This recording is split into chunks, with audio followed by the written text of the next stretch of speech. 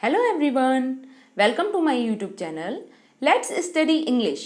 तो आज हम फिर से शेक्सपियर के इम्पॉर्टेंट क्वेश्चंस को लेकर आए हैं। जैसे मैं इसी चैनल पर आपको शेक्सपियर के इससे रिलेटेड मोस्ट इम्पॉर्टेंट क्वेश्चंस को करा रही हूँ और इससे अलग प्रैक्टिस सेट हमारा अलग से चल रहा है, इससे अलग ग्रामर के प्रैक्टिस सेट अलग से चलाए जा रहे हैं। साथ ही शेक्सपियर के जो मोस्ट इम्पॉर्टेंट पॉइंट्स हैं उनको लेकर डिटेल वीडियो भी बनाई जा रही है, उन्हें भी आप देख सकते हैं।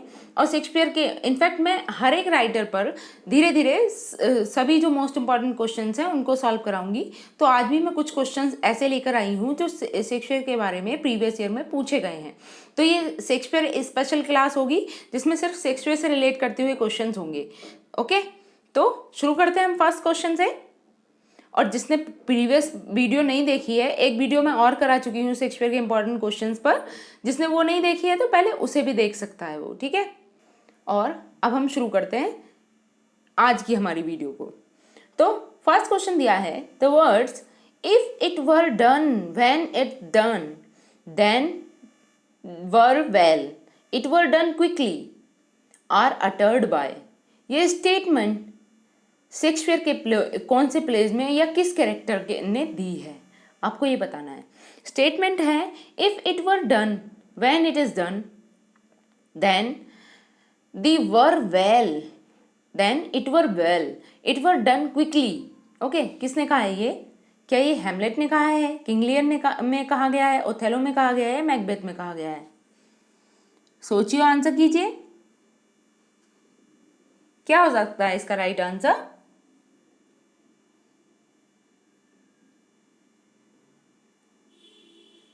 देखिए, ये बहुत ही फेमस सॉलिलिकी है मैकबेथ की, ठीक है। तो ये मैकबेथ की सॉलिलिकी है, ध्यान रखना। तो इसका राइट आंसर क्या हो जाएगा? ऑप्शन नंबर डी, मैकबेथ, ठीक है। Okay, now next question. और आपको मुझे ये बताना है कि सॉलिलिकी का मतलब क्या होता है। सॉलिलिकी किसे कहते हैं? एक बार मैं स्पेल भी लिख देती हूँ क्योंकि अक्सर स्पेलिंग करेक्शन वाले क्वेश्चंस भी आ जाते हैं। तो सॉलिलिकी की स्पेल क्या होगी? सॉली लॉ की। ओके, सॉलिलिकी। तो जैसा कि हम जानते हैं, लॉक में मतलब क्या होता है? ये एक रूट वर्ड है ना। लॉक का मतलब क्या होता है? टू टॉक, है ना। और सोल मतलब अलोन, ठीक है, ऐसे मान सकते हैं। तो सॉलिलिकी मतलब क्या होगा? मतलब जब कोई पर्सन खुद से ही कोई बात करता है और देखने वाले को ऐसा लगता है कि जो अदर पर्सन खड़ा है उसको उसकी ये सॉलिलिकी सुनाई नहीं दे रही है। ओके, नाउ नेक्स्ट क्वेश्चन, इसे देख लेते हैं। Which Shakespearean plays contain the line. अब शेक्सपियर के कौन से प्ले में ये लाइन देखने को मिलती है हमें? लाइन है, there is a special providence in the fall of a sparrow. There is a special providence in the fall of a sparrow. तो कौन सा प्ले है वो? King Lear, Hamlet, Coriolanus, Macbeth. सोचिए, आंसर कीजिए। हाँ, देखिए, आप वीडियो को पॉज करके खुद से अपना आंसर डिसाइड कीजिए पहले, ठीक है। और जब आपका आंसर डिसाइड हो जाए तो वीडियो को फिर से चालू कीजिए, ठीक है। तो और तब आप अपने आंसर को मैच कीजिए कि आपके कितने आंसर्स करेक्ट हो रहे हैं। बताइए क्या होगा इसका राइट आंसर? यस, ये लाइन अपीयर होती है हैमलेट में। Okay, there is a special providence in the fall of sparrow. Now next question, Shakespeare sonnet. Shakespeare के जो सोनेट हैं उनकी क्या स्पेशलिटी है ये बताना है, क्या मेन कैरेक्टरिस्टिक्स हैं। तो फर्स्ट है, don't carry a dedication, are dedicated to James first of England, are dedicated to Mary Arden, are dedicated to an unknown person mister WH। बताइए क्या होगा इसका right answer? Very easy question. What is the correct answer of this question? Yes, option number D, are dedicated to unknown mister WH। Okay, now next question. और हाँ, Shakespeare के कुछ sonnets किसे dedicate और हैं बताइए। ऑप्शन में वो भी क्वेश्चन बन सकता था ना, सॉरी एक मिनट, हाँ बताइए। कुछ लास्ट के कुछ सोनेट्स ऐसे भी हैं ना जो किसी और को डेडिकेट है। यस, वो डेडिकेटेड हैं डार्क लेडी को। Okay, now next question. Which of these plays by Shakespeare does not use cross dressing as a device? देखिए, सबसे पहले आपको ये समझना होगा कि क्रॉस ड्रेसिंग क्या है और ये डिवाइस की तरह कैसे यूज हो रही है, ठीक है। उसके बाद ही तो आप आंसर कर पाओगे, ठीक। तो मैं आपको बताती हूँ कि क्रॉस ड्रेसिंग क्या है। जैसे कि शेक्सपियर के बहुत सारे प्लेज में हमने ये देखा है कि गर्ल्स क्या हैं, वो भेष बदलकर बॉयज़ का रूप धारण कर लेती हैं, ठीक है। तो इसे ही हम क्रॉस ड्रेसिंग कहते हैं। तो हमें इसमें से ये बताना है कि शेक्सपियर के कौन से प्ले में क्रॉस ड्रेसिंग का यूज़ नहीं किया गया है, मतलब कोई फीमेल कैरेक्टर मेल बनी हो या मेल कैरेक्टर फीमेल बना हो, ऐसा कौन से प्ले में नहीं हुआ है। तो इसके लिए हमें स्टोरी याद होनी चाहिए प्ले की, ओके, समरी पता होनी चाहिए। तो फर्स्ट ऑप्शन है आपके पास as you like it, second है जूलियस सीजर, थर्ड है Cymbeline and two gentlemen of Verona. What is your right answer?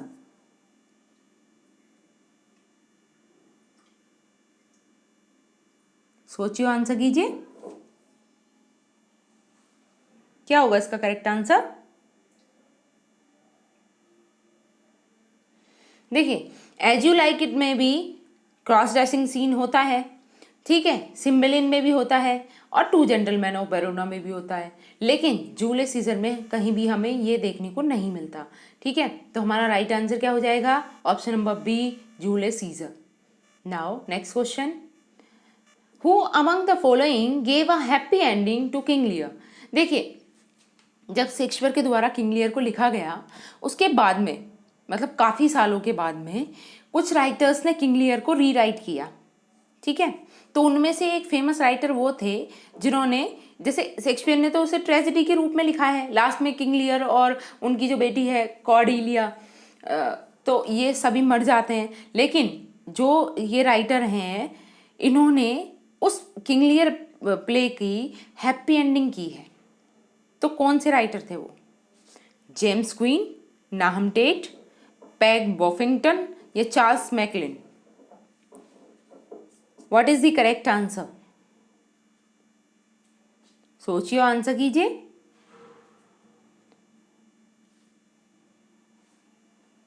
क्या हो सकता है इसका राइट आंसर?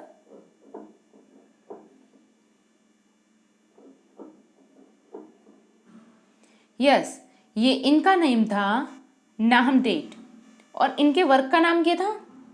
इनके वर्क का नाम था the history of King Lear, the history of King Lear, okay. ये इनके वर्क के नेम का नाम था। और कब पब्लिश हुई थी ये? तो ये पब्लिश हुआ था 1681 में, ओके, मतलब शेक्सपियर के पब्लिकेशन के बहुत सालों के बाद, ठीक। तो चलते हैं हम नेक्स्ट क्वेश्चन पे। हाँ, reading the following statement and reason. अब देखिए, असर्शन और रीजन के रूप में क्वेश्चन है, अक्सर ऐसे क्वेश्चंस भी बन जाते हैं, ठीक है। तो क्वेश्चन क्या है, असर्शन क्या है? ओथेलो किल्ड डेस्डेमोना, और इसका रीजन क्या दिया गया है? बिकॉज डेस्डेमोना कमिटेड इनफिडेलिटी, या फिर अच्छा यही है, मतलब रीजन ये है आपके पास, बिकॉज डेस्डेमोना कमिटेड इनफिडेलिटी, और असर्शन था हमारा ओथेलो किल्ड डेस्डेमोना। तो बताइए क्या कौन सा ऑप्शन राइट होगा? ऑप्शन ए है both A and R are true and R is the correct explanation of A, या फिर B both A and R true but R is not the correct explanation of A, C है A is true R is false, D है A is false but R is true. What is your right answer? देखिए, first statement तो बिल्कुल true है कि Othello ने Desdemona को किल किया था, मतलब मारा था, लेकिन जो रीज़न दिया हुआ है इसका ये बिल्कुल रॉन्ग है। डेस्डेमोना ने ऐसा कुछ नहीं किया था, ठीक है। तो इसका राइट आंसर क्या हो जाएगा? A is true but R is false. Okay, option number C is the right answer. Now next question. Who among the following women writers famously imagined the plight of Shakespeare's sister? Who among the following women writers famously imagined the plight of Shakespeare's sister? कौन है वो female writer, बताइए. Option है आपके पास George Eliot. Just a minute. अब बताइए. Option है आपके पास George Eliot, Virginia Woolf, Iris Murdoch या Frances Burney. What is the correct answer? Yes, her name is Virginia Woolf. Now next question. On the knocking at the gate in Macbeth, ये work का name है. On the knocking at the gate in Macbeth is a longer essay by G Wilson Knight, A C Bradley, Thomas De Quincey या Frances Burney. What is the correct answer? सोचिए, answer कीजिए. क्या हो सकता है इसका right answer? Work का name है on the knocking at the gate in Macbeth. ये एक ऐसे है, तो किसने लिखा है ये? यस, इसे लिखा गया है थॉमस डी क्विंसी के द्वारा. ठीक है, option number C is the right answer. और कब पब्लिश किया था इसे? इसे पब्लिश किया गया था 1823 में. Now moving to the next question. Keep up your bright swords for the dew will rust them. Good signer, you shall more command with ears than with your weapon. The above lines are addressed by Othello to. Othello ने ये किसे address की है line? Roderigo and officers, Brabantio, Roderigo and officers, duke and senators या Montano and Cassio. What is the correct answer?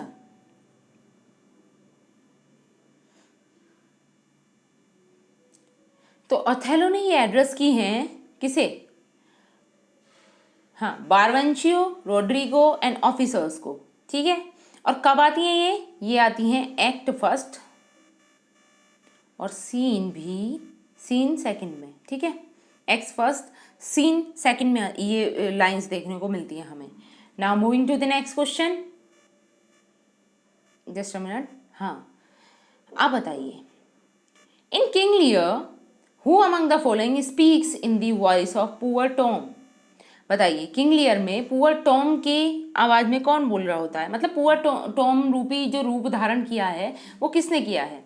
Option है आपके पास Kent, Edgar, Edmund या Gloucesters. What is the correct answer?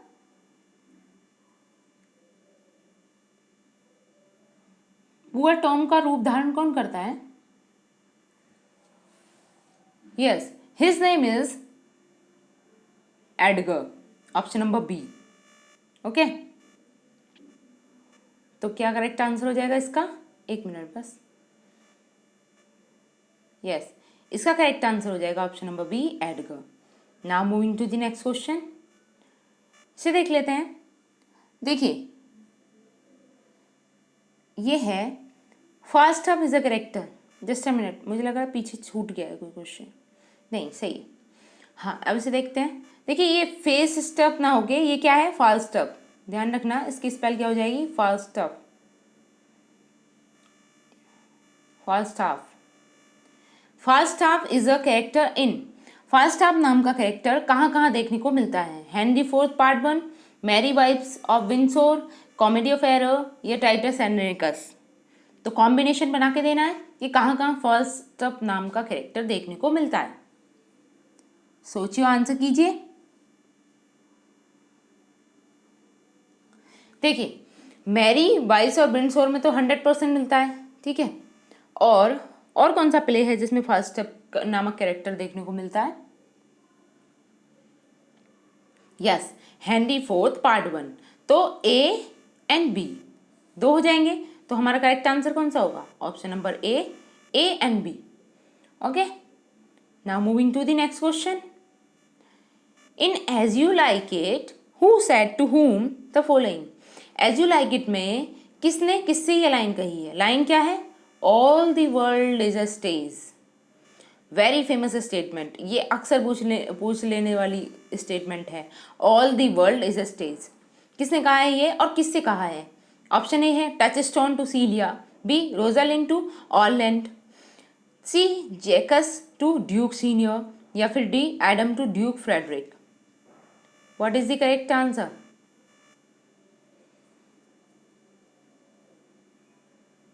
सोचिए, आंसर कीजिए।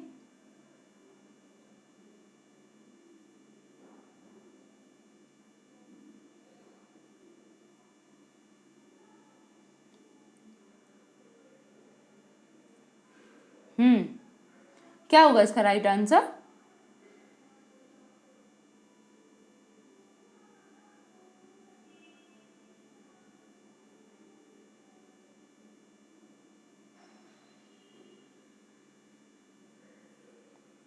Yes,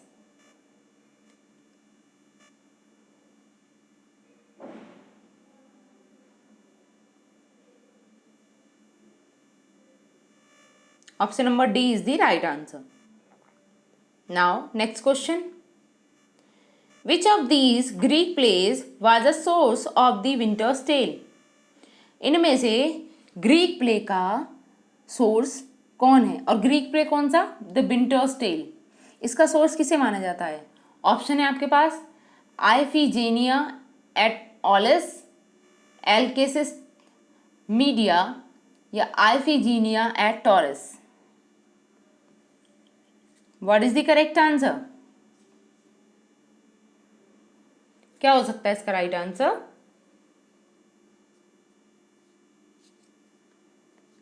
सोचिए, answer कीजिए।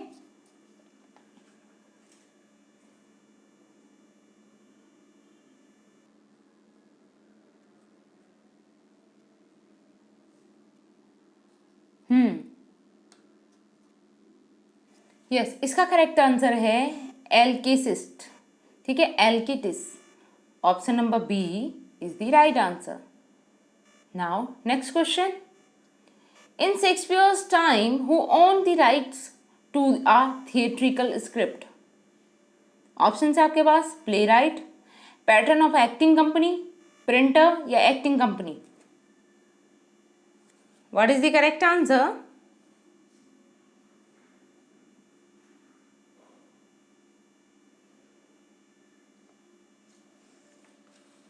क्या हो सकता है इसका right answer?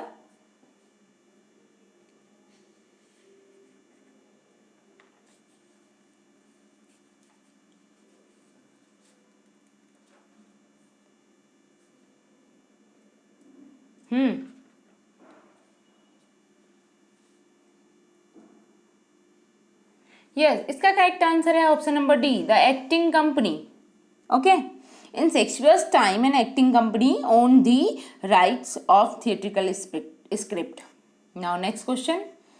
If you can't understand an argument and remark if it is a Greek to me, you are quitting. ठीक है, तो किसके बारे में आप कोटेशन दे रहे हैं? John Milton, Samuel Johnson, William Shakespeare, या जॉन डन? अगर आप ये कह रहे हैं कि it is Greek to me, तो किसके बारे में स्टेटमेंट है ये इफ ना हो गई, इट है, ध्यान रखना। ठीक है, it is great to me, Greek to me. Obvious सी बात है, विलियम शेक्सपियर के विषय में। ठीक है, the remark is taken from William Shakespeare's Julius Caesar. ये भी ध्यान रखना कि ये remark it is Greek to me, ये कहाँ से लिया गया है? तो ये लिया गया है जूलियस सीजर से। ठीक है, और ये कब पब्लिश हुई थी जूलियस सीजर? तो ये पब्लिश ईयर लिखी गई थी 1599 में। Okay, now moving to the next question.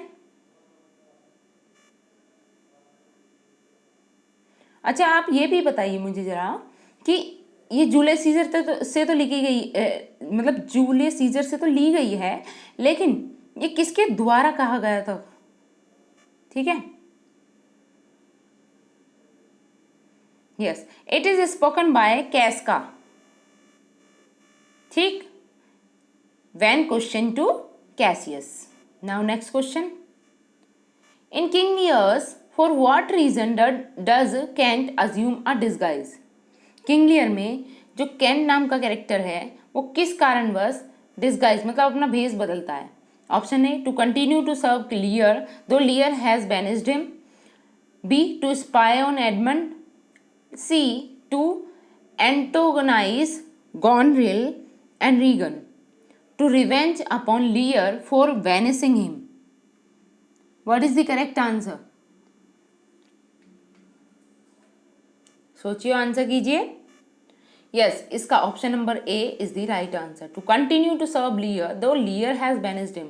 लियर ने उसे बैनिश कर दिया था, लेकिन फिर भी वो किंग लियर की ही सेवा करना चाहता था। Now next question, Shakespeare's narrative poem is. Shakespeare की जो लॉन्ग नरेटिव पोएम है वो कौन सी है? Option A, Venus and Adonis. B, Romeo and Juliet. और सी, सिम्बलिन। या D, Hero and Leander. What is your correct answer? Yes, Shakespeare की जो लॉन्ग नरेटिव पोएम है उसका नाम है Venus and Adonis. Last year के टीजीटी में भी ये क्वेश्चन पूछा गया है। ठीक है, और आपको बताना है कि कब लिखी गई थी शेक्सपियर के द्वारा। ये लिखी गई थी 1593 में।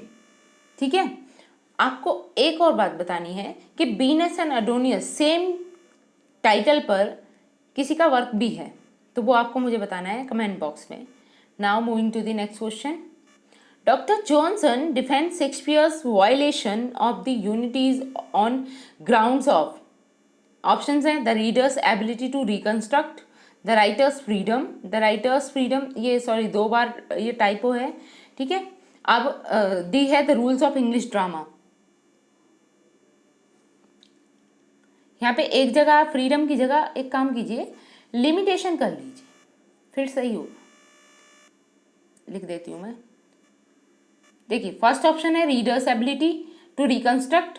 बी है द राइटर्स फ्रीडम।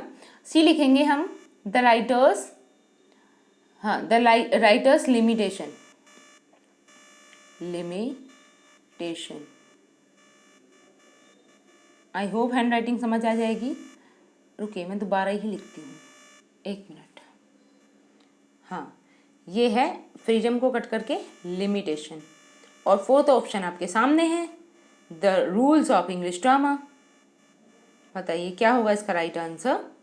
क्वेश्चन है, doctor Johnson defends Shakespeare's violation of unities on the ground of. Option A is the right answer, the reader's ability to reconstruct. ठीक है, now next question, sir Toby Belch and sir Andrew Aguecheek are famous character. Toby Belch और Andrew Aguecheek कहाँ पाए जाते हैं?